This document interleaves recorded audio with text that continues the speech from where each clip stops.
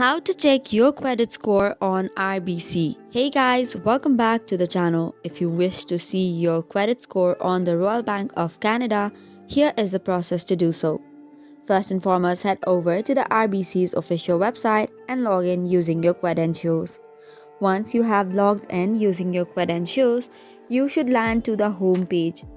Now on the home page, usually on the right side of the screen, you will see My Services section.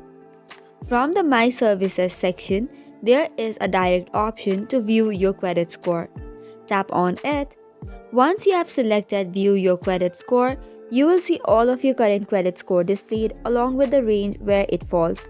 For example, a score of 749 might be placed between 41 to the 60% range. Additionally, you can scroll down to view a graphical history of your credit score over time. If you prefer, you can switch the languages as well.